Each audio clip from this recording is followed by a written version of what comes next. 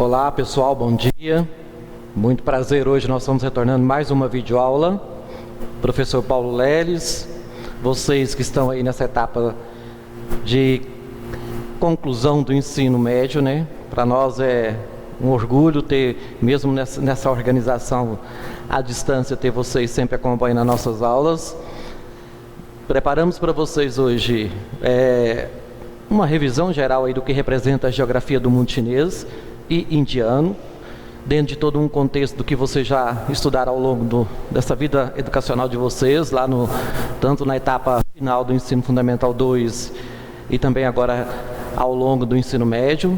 China e Índia são duas grandes potências que estão sempre na mídia internacional, né? Principalmente a China, que nos últimos anos tem apresentado explosão demográfica, grande crescimento de influências internacionais, inclusive aqui no nosso país Brasil. Nós vamos fazer uma análise primeiramente do mundo chinês e posteriormente na próxima vídeo aula a gente acrescenta aí todo um contexto aí referente a uma revisão geral da Índia. Nós sabemos que são duas grandes nações, né? As nações que representam aí parcerias com o mundo asiático historicamente, com o mundo europeu, dentro de um contexto de evolução, de crescimento que vem principalmente quando se analisa esse contexto de avanço tecnológico, avanço científico, reorganização de estrutura econômica, o destaque mais e o olhar maior aí mundial é com a organização chinesa, como que esse país se organiza dentro de uma estrutura de poder político único, né, que é o Partido Comunista, e ao mesmo tempo mantém relações comerciais com o mundo capitalista dentro desse contexto global. China, um extenso território, com um litoral bastante recortado. Nós temos aí, são milhares de ilhas que estão na costa leste. A parte leste do mundo chinês representa aí, de certa forma, as áreas de maiores aglomerações populacionais e representa também as áreas que têm maior entrada e saída com exportações e exportações dentro das zonas econômicas exclusivas que a gente vai falar um pouquinho mais na frente. Nós temos montanhas a oeste e temos aí o deserto de Gobi ao norte. Dentro do contexto físico do mundo chinês, nós apresentamos aí uma dimensão territorial de sentido leste-oeste, com grande variação de clima, variação de formações de relevo em relação a esse contexto, esse recorte leste-oeste, sendo que a parte leste apresenta, de certa forma, as áreas mais planas e a parte centro-oeste e norte, as áreas mais, como se diz, com maior variação de relevo para planaltos e para montanhas e grandes elevações. Ao longo desse contexto, nós sabemos que nós estamos trabalhando com uma nação que tem aí um histórico que vem antes de Cristo, que tem todo um contexto aí de ocupação histórica, né? Nós temos origens que vêm de 5 mil anos antes de Cristo. Ao longo desse contexto, chama atenção essa palavra Império do Meio, né? Dentro desse contexto histórico que vocês já fizeram estudos detalhados do que representou o Império Persa, o Império Egípcio, todo esse contexto depois para entrar dentro do Império Romano. Aqui nós temos o famoso Império do Meio, povos que ficaram durante todo esse contexto da evolução sócio-histórica, buscando a história antiga, dentro do meio desse contexto sócio-histórico, né? Isolado um pouco do que tinha de influência com relação ao Império Romano. Por isso que historicamente eles se isolaram e se formaram como cidadãos, como povos, com religiões, com costumes, com traços e com tradições totalmente diferenciadas, que representa o bloco que depois vai colonizar a América, que é o bloco europeu, que vem do antigo Império Romano. As religiões destaques, nós temos o taoísmo, o confucionismo e o budismo. São todas religiões bem diferentes do que representa dentro daquele contexto que nós estudamos anteriormente.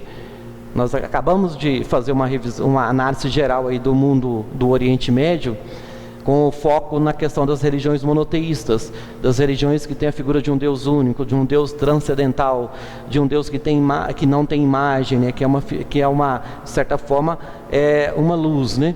Aqui nós temos religiões totalmente diferenciadas, que tem lá todo um contexto que vem de 5.000 anos antes de Cristo, né, que tem as tradições, que tem, de certa forma, a passagem de gerações para gerações. E são religiões que têm uma tradição não monoteísta, quer dizer, tem vários deuses, tem deuses físicos, tem deuses que são representantes de elementos da natureza, e todas elas são fortíssimas dentro do mundo chinês. As origens, de maneira geral, trazem para nós, e eu vou fazer um recorte, é simplesmente um recorte histórico, para a gente chegar na parte que nos interessa nesse momento, que é trabalhar a organização chinesa a partir do momento em que nós temos aí a reorganização do modelo capitalista pós Segunda Guerra Mundial. Claro que nós vamos sempre fazer um recorte ao contexto histórico, que é uma nação que tem tradições milenares, é uma nação que tem organizações de modelos, de costumes, de Estado, de organizar sua sociedade que vem antes de Cristo. Mas nós tivemos, ao longo desse processo de expansionismo marítimo comercial das potências europeias, e depois com a descolonização da América, e um olhar para as novas áreas territoriais, que foi o que aconteceu com a África, foi o que aconteceu com o continente, com o Oriente Médio, e também não é muito diferente com relação à China, que é o olhar do colonizador. Então, as potências europeias também entraram na China com esse olhar de neocolonialismo, de imperialismo, só que tiveram grandes resistências já no início do século XX. Então, quando a gente analisa Primeira Guerra Mundial, Segunda Guerra Mundial, nós temos os ingleses que entram na China, nós temos uma resistência populista que é de base, e essa resistência é liderada por um movimento que depois vai proclamar a Revolução. Então, lá no início do século XX, nós já temos a formatação desses líderes. O primeiro grande líder que vai, de certa forma, promover uma revolução econômica, que vai tirar a influência imperialista do colonizador europeu, no caso dos ingleses e aliados, né, é Mao Tse-tung. Historicamente, Mao Tse-tung promove uma revolução logo após a Segunda Guerra Mundial. Em 49 é o marco, e ele vai até 76, quer dizer, historicamente esses líderes ficam por vários e vários mandatos, né, dentro da estrutura do Partido Comunista. O grande revolucionário inicial é Mao Tse-tung. O que ele tem de programa? Um grande salto para frente, crescer com os próprios pés, a grande revolução cultural proletária, quer dizer, tem um movimento do povo, um movimento proletário que promove essa revolução e promove, de certa forma, uma retirada do colonizador dentro desse processo imperialista. No processo sequencial, nós vamos para um período chamado aí período do auge da Guerra Fria, caminhando aí para o fim da Guerra Fria, com o fim da União Soviética, com a reunificação das Alemanhas. Durante toda essa geração de Mao Tse-tung, a China é conhecida como uma nação fechada, uma nação comunista, uma nação isolada, uma nação em que a gente tinha poucos acessos em termos de organização cultural, em termos de como estava, de certa forma, essa gestão comunista. A China se fechou por décadas dentro desse contexto. Quando nós temos a saída desse grande líder e a entrada de Deng Xiaoping, nós vamos ter já dentro de um outro contexto, que é o contexto da Guerra Fria. Aqui nós estamos dentro de um olhar diferenciado para atrair novos investidores, dentro de uma preocupação do que tem acontecido em alguns movimentos que depois até culminaram o fim da União Soviética, né? Todos os líderes chineses, os líderes do Partido Comunista estão preocupados com as grandes mudanças internacionais que estão acontecendo no auge desses anos 70 para os anos 80, que seria algo inovador e algo que, se não tivesse mudanças, poderiam provocar o fim do próprio sistema. Então, esse sistema fechado, liderado por Mao Tse-tung, que ficou por décadas, com a entrada de Deng Xiaoping, um novo grande líder do Partido Comunista, nós vamos ter mudanças. Essas 4 modernizações, elas são implantadas a partir de 76 e está presente até hoje. Quando a gente põe até 93, é com a saída dele e a entrada de um outro grande líder. E hoje nós estamos no Hunchintão, né? Claro que esses líderes, à medida que eles promoverem essa evolução, que vão, de certa forma, modernizar, que vão tecnificar a China, nós vamos provocar grandes mudanças que vão, de certa forma, aprimorar o modelo. Esse modelo que nós estamos implantando dentro do mundo chinês é um modelo que nós vamos trabalhar aqui mais à frente como um modelo socialista de mercado. Um modelo socialista de mercado que amplia, que faz uma integração, que faz, de certa forma, todo um processo de modernização e integração mundial. Voltando às 4 modernizações que esse líder pós-Mao Tse-tung implanta, uma modernização, educação, outra modernização, indústria, outra modernização, o caso da produção agrícola, outra modernização, a criação das zonas econômicas exclusivas, que são todas com foco na captação de investidores internacionais e com foco no abastecimento interno, na melhoria da técnica e científica do país. Começa um olhar por uma China futurista, um olhar por uma China aberta ao mundo, aberta para o mundo econômico, não para o mundo político, porque politicamente eles não vão permitir que os movimentos contrários à liderança do Partido Único prosperem. E isso até hoje nós temos isso determinante na China. Os líderes do Partido Comunista, junto com todo o alto clero do Partido Comunista, eles acabam, eles mantêm um controle político, não há uma abertura política, é o Partido Único. Posteriormente, com a entrada de um outro grande líder, que vem até início do século XXI, nós vamos ter a abertura ao capitalismo, a uma internacionalização e inserção da China popular no mercado mundial. Basicamente aqui nós já estamos tendo um olhar, nós aqui Brasil, por exemplo, nós estamos tendo um outro olhar na China, justamente buscando essa parceria do comércio mundial. A China passa a investir no agronegócio, a China passa a investir no nosso petróleo, a China é parceira de quase todos os grandes projetos de exploração do pré-sal, é parceira das grandes rodovias que estão em processo de construção interna para ampliar o escoamento de minérios, o escoamento de grãos. E aí nós temos o líder atual, o Hu Jintao, que é eleito pelo Partido Comunista em 2003 e hoje é o líder da continuidade dessa política de ampliação internacional, de inserção internacional da China em todas as potências que ele tem como parceiras, né? A grande rixa é com os Estados Unidos, mas há uma relação de troca comercial constante também com a grande potência norte-americana.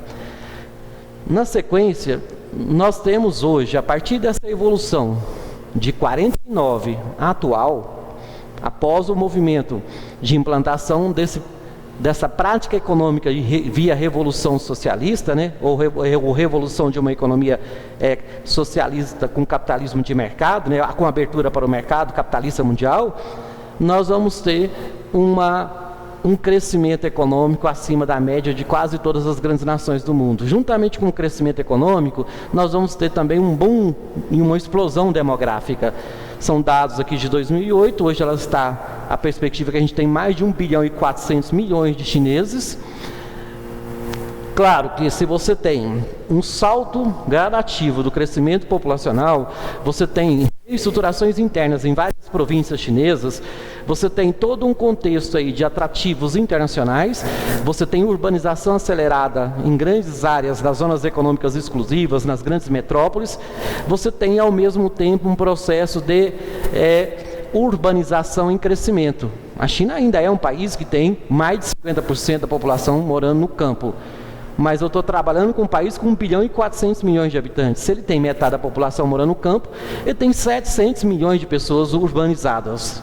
Nós somos um país com um pouco mais de 200 milhões de brasileiros e nós temos aí mais de 90% da população urbanizada. Mas essa população urbanizada depende da produção agrícola para se alimentar. Então, por isso que gradativamente, à medida que nós urbanizamos a China, nós aumentamos a sua dependência das relações de exportação dos países que são, dentro dessa chamada divisão internacional do trabalho, exportadores de grãos. Olha o caso do Brasil. Gradativamente ela vai urbanizando, gradativamente ela vai ampliando a compra de soja do Brasil, ampliando a compra de carne do Brasil, e nós estamos vivenciando esse boom de exportação para o mercado chinês em função dessa urbanização acelerada. Claro que, trazendo esse contexto de uma nação que tem hoje acima de 1 bilhão e 400 milhões de chineses e que gradativamente ela se urbaniza, isso provoca, de certa forma, alguns impactos na economia mundial, alguns impactos na economia local, com a questão do impacto ambiental, com a questão da transição de milhões de pessoas do centro urbano que tinham uma vida simples, uma vida cotidiana, uma vida tradicional, uma vida voltada aí basicamente para uma prática de vegetarianismo, né, que quase não comia o que nós comemos aqui no mundo ocidental. Há tradições muito voltadas para a cultura do vegetarianismo. Quando você urbaniza, você quebra um pouco essas tradições e eles passam a consumir o que o mundo ocidental consome, e principalmente a nossa carne de frango, a nossa carne bovina e diversos outros subprodutos do Brasil tropical. Hoje nós temos como um contexto aí de grandes nações populosas, a China e a Índia detendo aí a maioria desses bilhões de terráqueos, né? Se você pegar esses dois países juntos, eles já estão com populações de quase 3 bilhões, né? Que dá mais de 2,5 dentro do contexto dos dados atualizados. Isso mostra alguns formigueiros humanos, né? Uma imagem aqui que chama atenção para vocês. Isso é uma imagem de uma concentração de um mercado popular indiano. Isso acontece na China, isso acontece em grandes metrópoles de todas essas nações, aliás, dessas duas nações, China e Índia, que são as nações de grande concentração populacional. Há previsões estimativas de que a China hoje tem acima de 1 bilhão e 400 milhões de chineses, de que a Índia tenha acima de 1 bilhão e 300 milhões de indianos. Comparando com a estimativa do Brasil, com perspectiva de 210, 211 milhões de brasileiros, dá para vocês perceberem o que é o mercado chinês, o que é o mercado indiano, em termos de potencial de consumo futuro. Comparando a realidade brasileira, nós estamos hoje 1, 2, 3, 4, 5, como sexta nação mais populosa do mundo, mas comparando aos 210 bilhões, se você analisar esses dois países juntos, tem acima de 2,5 bilhões de consumidores. À medida que nós urbanizamos, tanto na China quanto na Índia, nós ampliamos a dependência desses países que são agroexportadores. Ampliamos a relação de troca de produtos, e é isso que de certa forma está ditando as regras na balança comercial brasileira atualmente, né? Dentro da organização da estrutura de poder, dentro da organização da estrutura política, como eu havia falado para vocês, a promoção da abertura econômica aconteceu, a promoção da abertura política vetada. A abertura que os russos fizeram lá na antiga União Soviética, promovendo o fim do socialismo, promovendo o fim da União Soviética, isso aqui não foi feito. Assim que eles perceberam, lá nos anos 80, no fim da Guerra Fria, né, que havia um movimento internacional, um movimento pró-democracia, os chineses foram mais duros. Eles fecharam a abertura política, mantêm um controle de Estado, porque tem toda uma cúpula de organização que vem desde 40, desde o início dos movimentos. Nós temos dentro da cúpula do poder do Partido Comunista um comitê permanente do Politburo, é a estrutura política máxima. Você tem aí 9 homens mais importantes da política chinesa. Esses 9 homens surgem de acordo com essa estrutura que começa pelo Comitê Permanente, pelo Politburo, pelo Comitê Central, pelo Congresso Nacional, pelos membros do partido. Você define entre esses 9 homens quem será o grande líder. Geralmente eles reúnem a cada 5 anos para fazer uma renovação desse grande líder. E geralmente esse líder ele fica aí como perpetuando o poder, liderando o Partido Comunista até praticamente o fim da sua idade produtiva, a sua idade acessível, né, para a administração política. Nós temos alguns aí que ficaram praticamente 3, 4 décadas. Então nós vamos renovar dentro dessa estrutura política, simplesmente aqui, fazendo um giro desses 9 homens mais importantes do Partido Comunista, vem desde 40, né? Depois nós temos uma estrutura de membros do partido que, de certa forma, representa 80 milhões de chineses são membros do partido. Se nós temos 80 milhões de chineses, é muita gente comparando a estrutura política brasileira, que o maior partido brasileiro tem aí em torno de 5, 6 mil filiados. 80 milhões de pessoas são filiadas ao Partido Comunista, mas eu estou trabalhando com um país que tem 1 bilhão e 400 milhões de pessoas. Esse 1 bilhão e 400 milhões de pessoas é controlado basicamente por esses 80 milhões de líderes do Partido Comunista, membros do Partido Comunista. E é claro que para ter esse controle eu tenho que ter também mais toda uma organização militar. Então eu tenho um comando militar, eu tenho um comando comunista formado por membros desses comitês que define entre esses 80 milhões quem serão, como ficarão essa população sob o controle. E o controle é militarizado. E aí, essa estrutura de partido, 1, 2, 3, 4, mais 4 de lá e 1 no centro, os 9 homens mais poderosos do Partido Comunista Chinês, deliberado por membros do Partido Comunista que se reúnem para deliberar as ações estatizantes, para deliberar as ações de mercado internacional, para deliberar as parcerias internacionais e para resolver os conflitos internos e externos. São esses 9 homens, mais os membros do partido reunidos, que deliberam. Então há uma comuna, há uma reunião de comuna que tem 80 milhões de pessoas representadas aqui, porque estão filiados ao partido. Mas eu tenho mais 1 bilhão e 400 milhões fora, contando com esses, né, que são monitorados e são, de certa forma, obrigados a seguir essa comuna. E é essa grande controvérsia que o mundo chinês mantém hoje dentro desse contexto internacional, que todos afirmavam que a China, com essa abertura econômica do século XXI, poderia promover o fim desse sistema, mas é um sistema que resiste. No meu ensino médio, há anos anteriores, se afirmavam, dentro do fim da União Soviética, dentro do fim de todo o bloco socialista soviético, de que a China poderia adequar o modelo capitalista internacional europeu e norte-americano, e esse modelo que nos está aqui questionado por muitas mazelas, com muitos questionamentos, mas é o que impera. Nesse período afirmava-se que a China não ia resistir a essas mudanças, e ela está resistindo e se mantendo através de muitas adequações, muitas inovações. Adequam-se como? Adequam-se consultando esses 9 membros e consultando os membros parceiros do Partido Comunista. Então eles decidem de forma coletiva e o grande líder anuncia.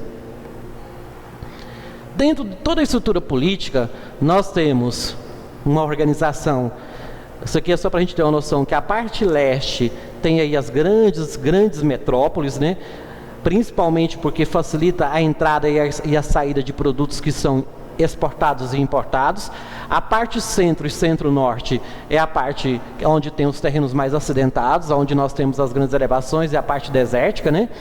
Mas nós temos hoje um investimento desse Partido Comunista num contexto de tentar levar o desenvolvimento para as áreas centrais do mundo chinês e tentar promover revoluções em termos de urbanização acelerada em quase todas as áreas do mundo chinês. Há um boom de crescimento da China, juntamente com esse boom de crescimento também há um boom de impactos ambientais. Não aderiram ao protocolo da grande revolução do meio ambiente, né? O Acordo de Paris, porque são grandes poluidores, são grandes impactadores, né, do meio ambiente. Na sequência, eu coloco para vocês como que a gente analisa essa economia e esse mercado. Como que esse sistema socialista tem uma economia de Estado, uma economia estatal planejada, centralizada no Partido Comunista, mas ao mesmo tempo ela tem ações que integram com o mercado capitalista internacional. Principais características de um sistema econômico socialista ou de uma economia centralizada são, que vocês já viram lá na base da diferença básica entre socialismo e capitalismo. Propriedade dos recursos e meio de produção é do Estado. Terras, bancos, máquinas, equipamentos e matérias-primas são do Estado. Isso, na zona economicamente exclusiva, eu posso ser uma empresa estrangeira, uma empresa internacional e ser proprietária de alguns desses equipamentos. Mas na zona fora, na área fora da zona economicamente exclusiva, é o Estado que controla. Os meios de sobrevivência pertencem aos indivíduos: roupas, automóveis, móveis, residências. É uma abertura que a China tem promovido nos últimos anos, que permite que o chinês seja dono de automóveis, dono de imóveis e residências. Ele tem uma escritura pública da sua propriedade, seja um apartamento ou seja uma casa, uma residência fixa, né? Isso é uma inovação, é um modelo. Ele mesclou um pouco do socialismo, o controle de Estado, com a liberdade do indivíduo, que é uma ação capitalista. A mobilidade de mão de obra. Os indivíduos possuem a liberdade de escolha de sua profissão. Também já é um avanço promovido por essas mudanças. E aí aquilo que eu falei para vocês. claro que se eu já projetar aqui até 2020, esse índice de crescimento da China, do PIB, né, mesmo com todas as crises internacionais, mantém-se como o país que apresenta um dos maiores índices de crescimento desse início do século XXI. A agricultura. A agricultura favorecida pela concentração populacional no campo, aquilo que eu falei para vocês. 1 bilhão e 400 milhões de chineses, 700 milhões no campo, claro que é muita mão de obra disponível para a prática da agricultura. Nas planícies inundáveis, com solos férteis, tem várias e várias grandes extensões, é um país que tem dimensão territorial enorme e que favorece. Só que eu estou trabalhando com um país que tem, volta a afirmar, mais de 1 bilhão de consumidores e precisa ter um suporte de subsídios internacionais para ajudar a alimentação desses povos. Por isso que nós entramos gradativamente como fornecedor de matéria-prima básica, principalmente de alimento para essa demanda, né? Reformas de base, modificação da estrutura econômica após a morte de Mao Tse-tung, a ascensão de Deng Xiaoping, já falei para vocês que ele promove a revolução, ele abre a China para o mercado internacional. O socialismo de mercado, o país adota modelo econômico capitalista, porém com modelo político unipartidário. Ele tem algumas práticas capitalistas, mas ele mantém um modelo político unipartidário, o Partido Comunista Chinês. E é autoritário, porque se você tem ações, se você almeja, tem alguns ideais contrários, você pode sofrer sanções, pode ser preso, tem algumas sanções que impõem, pode ser até exilado. Então, por isso que tem todo esse contexto do autoritarismo também, que mantém esse unipartidarismo, né? A grande meta desse líder não importa a cor do gato, e sim o que ele pegue o rato. Isso é um chavão do grande líder após os anos 70. Após os anos 70, ele repassa para os líderes atuais, mas esse chavão econômico se mantém até hoje.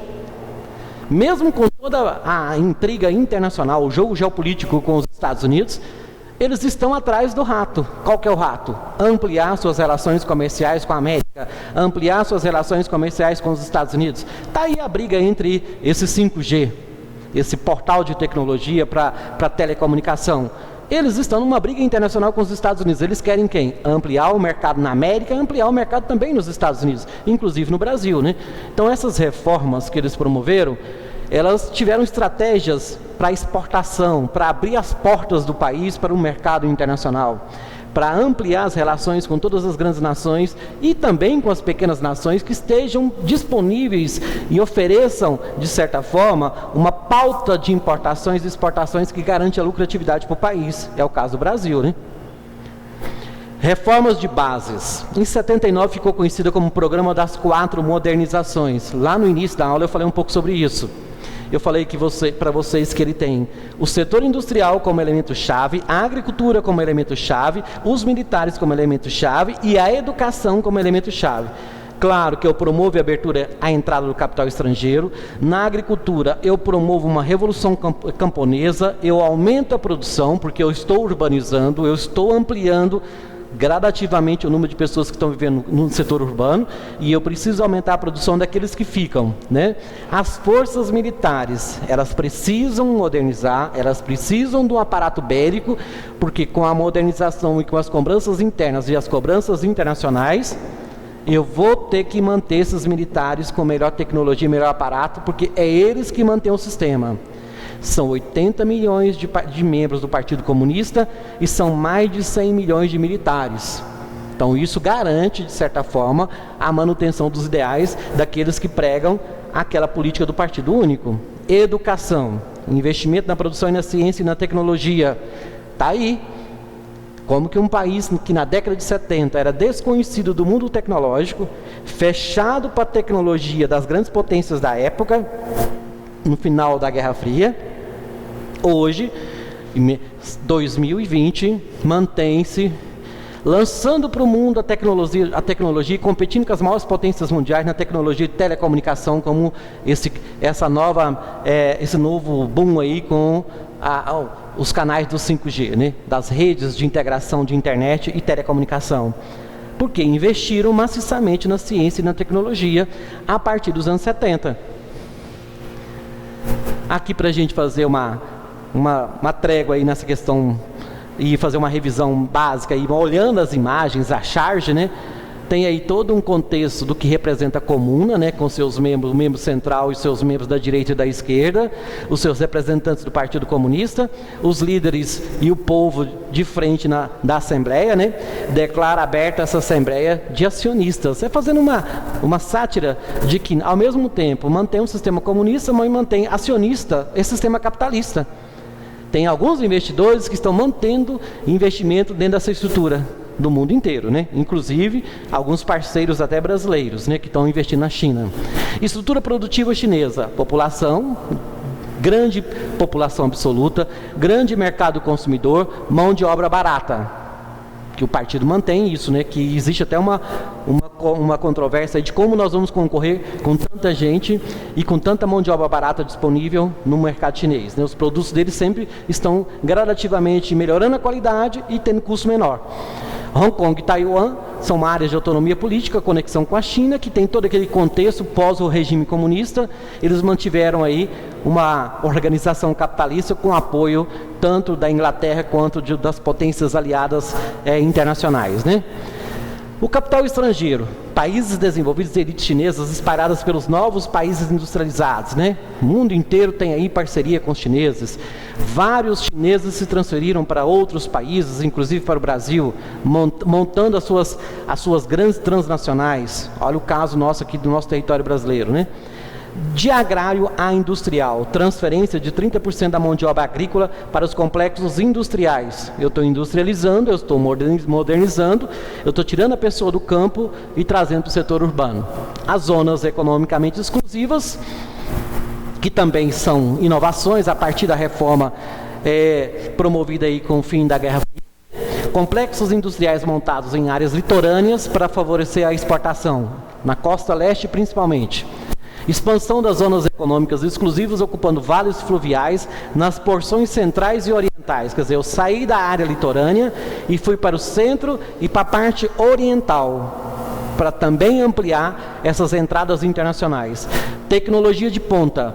O país se destaca na exportação de bens de tecnologia de ponta na área de tecnologia de informação. Aí entra, por exemplo, o que eu acabei de falar sobre o 5G, né? Participação estatal, controle da indústria pesada nas reservas de carvão mineral, ferro, China, situação econômica, destaque, né? Hoje, as estatais chinesas que trabalham com ramo de mineração, com ramo de controle de petróleo, elas investem no mundo inteiro, e o Brasil não fica diferente, né? Por isso que a gente tem uma relação de petróleo e gás, uma relação de minério de ferro, minério de manganês, que é importante para a balança comercial brasileira, e o nosso maior parceiro está sendo a China. Desafios para a modernização chinesa. O envelhecimento rápido da população, devido a radicais programas de controle de natalidade. Claro, com 1 bilhão e 400 milhões de chineses, há um controle rígido, há políticas estatais, há programas de filho único, há programas de evitar que militares tenham filhos, de certa forma, ou um filho no máximo, tudo isso porque senão corta os benefícios públicos por parte dessa parceria, e isso tem promovido algumas preocupações em termos de envelhecimento, né? Meio ambiente, o país apresenta poluição devido ao uso de energia termoelétrica, busca fontes limpas de energia. Hoje a nação que não aderiu ao protocolo do último acordo de Paris, é a nação que está envolvida em quase todas as grandes polêmicas de grandes poluidores, né? De lançamento de elementos que alteram o meio ambiente, altera a camada de ozônio, polui de certa forma em grande proporção. Energia, busca fontes de petróleo devido ao aumento da produção industrial. Hoje é um grande parceiro da Petrobras, é um grande parceiro das grandes transnacionais petrolíferas que atuam em várias partes do mundo, né? Busca também, de certa forma, o aumento, busca por parceiros econômicos o aumento da produtividade, fez com que o governo estabelecesse parceria com algumas regiões para a obtenção de matéria-prima, ao caso do Brasil. Nós temos hoje uma relação de parceria que foi acordada e que governos anteriores criticaram, mas acordaram, e o governo atual também vivencia de certa forma uma contradição. Ao mesmo tempo tem críticas com relação à interferência chinesa, e ao mesmo tempo ele não tem como sair, porque são acordos que já foram feitos, acordos que são pré-estabelecidos pelo mercado capitalista. O grande empresário da soja já vendeu a soja. Antes de produzir, já fechou acordo com os chineses para a próxima safra do ano que vem, já ir diretamente para menos 50% ou 60% para a China. E eles pagam antecipadamente, eles fornecem os subsídios, coisa que o governo não consegue fazer, então ele não consegue bloquear essa entrada chinesa. E aí nós vivenciamos essa contradição entre manter o mercado interno, abastecer o mercado interno e, ao mesmo tempo, competir com essa constante ampliação para o mercado internacional chinês, provocando aí desequilíbrios internos na nossa balança em termos de custo, né? E aí nós estamos vivenciando o que o consumidor está tendo hoje em preço final em alguns produtos da nossa cesta básica. As medidas econômicas que eu coloquei aqui para vocês a título de reforço, porque eu já falei um pouco sobre isso, né? Nós temos a América Latina como um todo, não é só o caso do Brasil, é um fornecedor de petróleo, de alimentos, de minerais para o mundo chinês. A China devolve exportação, tecnologia e industrializados. Quer dizer, a gente tem aquela máxima histórica, né? A gente fornece matéria-prima básica e eles devolvem produtos com alto poder agregado, com tecnologia, ou tecnologia média, ou tecnologia de ponta. Essa relação sempre ela é um pouco desproporcional. A lucratividade deles sempre é bem superior à nossa. A China, como papel central no comércio internacional, grãos de soja compra 57,7% do que é produzido hoje atualmente. Minério de ferro no Brasil é até mais do que isso, né? 31%, né? Quando a gente analisa circuitos integrados, petróleo, minério de ferro, carros de maneira geral, a China detém hoje uma das relações comerciais mais atuantes e intensificadas praticamente dentro dessa visão do mercado global. Então, por isso que a gente fala que é um socialismo de mercado, que mantém relações globais aí com todo o sistema capitalista. Ações geopolíticas atuais. A gente tem algumas regiões administradas como Hong Kong e Macau, que tem algumas contradições, alguns movimentos separatistas, mas que o governo chinês mantém aí para, de certa forma, manter o controle da região. Nós temos o caso do Tibete, que é uma província hinduísta, que luta aí por sua independência junto lá na divisa com a Índia. Nós temos Taiwan, que historicamente é uma província de resistência, que não aderiu ao movimento socialista lá de 40, que esteve por longo tempo aí sob a tutela dos Estados Unidos e aliados europeus. Agora busca uma autonomia política internacionalmente, busca, de certa forma, até se desvincular da liderança e do controle chinês. Mas como a descendência é muito próxima e os povos são de resistência e são da mesma maioria, da mesma origem étnica, mantém essa integração com o mundo chinês atualmente, porque tem promovido mais revolução e mais investimento para a área. Olha um exemplo de alguns arranha-céus como Hong Kong, né? O que eles têm feito em termos de evolução urbana, em termos de grande tecnologia, em termos de edificações, né? Só que tudo isso tem impactos. E aí a Índia, a gente volta na próxima gravação nossa, relatando e revisando alguns conceitos sobre o mundo indiano. Também é um país que tem acima de 1 bilhão de habitantes, que tem um contexto inovador aí nesse século XXI. Um grande abraço e até a próxima aula.